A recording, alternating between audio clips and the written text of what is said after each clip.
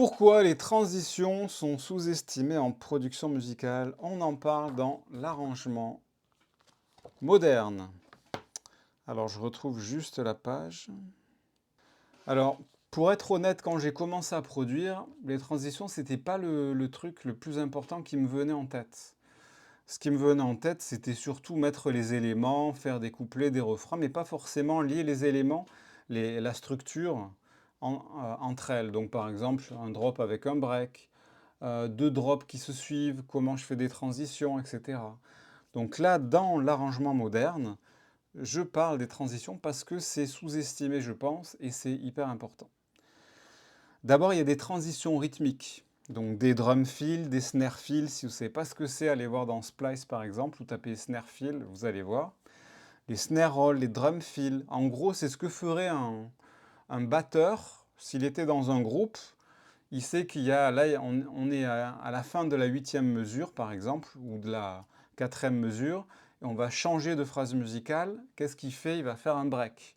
Donc lui, il va taper sur les tomes, peut-être accélérer sur la snare, et ça, évidemment, c'est le truc le plus basique, mais qui est important de faire.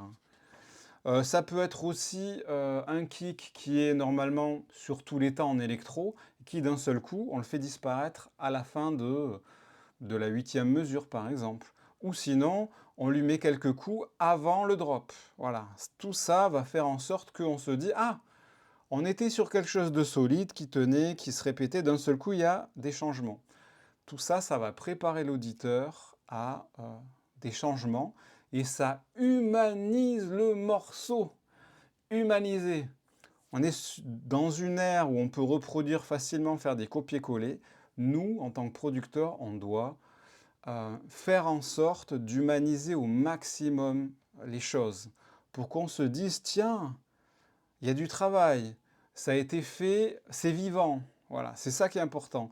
Parce que si on fait un copier-coller en enlevant juste quelques éléments, etc., bon, ça peut être sympa, mais ça va être répétitif. On se dit, ok, j'ai déjà entendu cette partie-là, je réentends cette partie-là, il y en a une autre, je l'ai déjà entendue, et à la fin, on lâche prise. Donc, l'auditeur, pour qu'il soit bien accroché, il faut lui créer des transitions qui sont surprenantes, qui changent, des éléments nouveaux qui arrivent, etc. Évidemment, j'en parle dans le livre. Il peut y avoir des transitions sonores FX. Un white noise,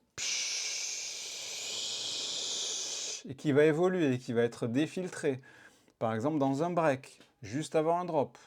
On peut faire un downlifter aussi. Une fois qu'on est dans le drop, il y a encore ce pshhh, et on va le baisser en volume.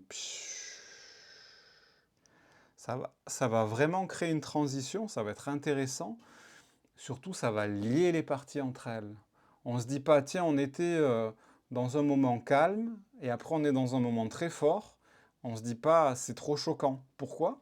Parce qu'il y a des éléments de transition qui vont lier un peu comme une sauce en cuisine qui va lier plusieurs aliments entre eux.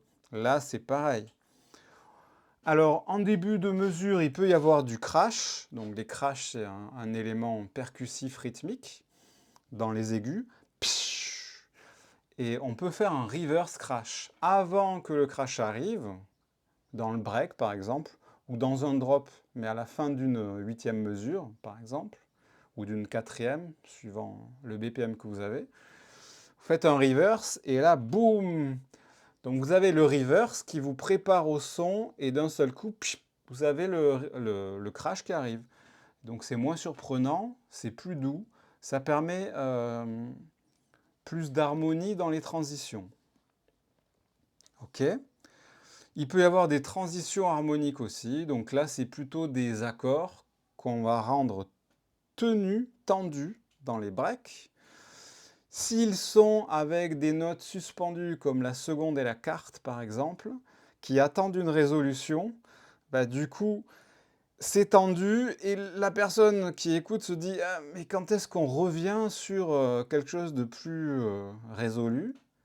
C'est instinctif, hein, même s'il n'y connaît rien en musique, il se dit que cet accord il est instable. Ben, cet accord il est instable et c'est très bien. Comme ça, quand on arrive dans le drop, poum, on remet les accords de base qui sont eux stables, et du coup ça a permis d'avoir une transition, ça a rendu ce moment particulier, au lieu de refaire tout le temps pareil. Ok.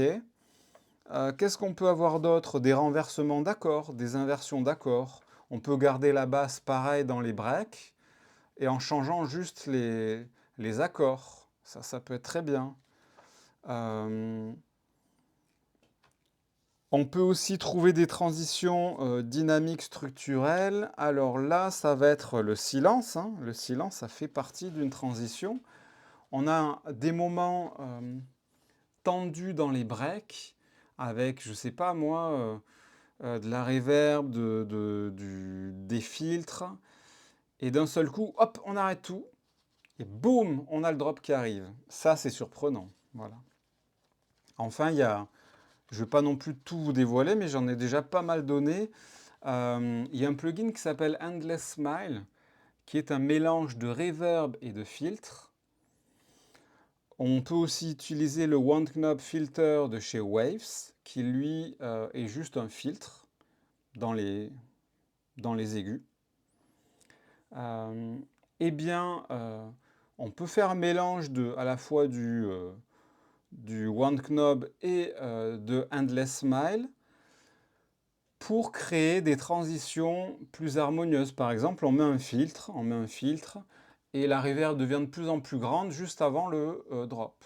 D'accord? On peut filtrer au début du couplet ou du break et défiltrer un tout petit peu dans la transition, enfin dans le break, et au moment du drop, on défiltre tout, on éteint tous ces plugins. Ça va créer vraiment de la surprise. Ce qui emmène à la dernière des choses, c'est de créer en fait des automations. Les automations, c'est vraiment l'élément indispensable pour bien faire son boulot, surprendre l'auditeur. Surprendre l'auditeur, ça peut être une saturation plus ou moins forte à des moments, un petit bouton d'un synthétiseur qui fait qu'il devient un peu plus fou ce synthé, puis après il re-rentre et redevient normal. Et tout ça va créer en fait de la vie. Les transitions, c'est la vie. Et si vous voulez que votre auditeur soit surpris et aime vos morceaux, il faut mettre de la vie, il faut humaniser vos titres. Plus d'informations dans le livre L'arrangement moderne. Sachez qu'il y a aussi des vidéos qui sont accrochées en QR code dans le livre auxquelles vous avez accès exclusivement. Donc n'hésitez pas. Je vous remercie pour votre écoute.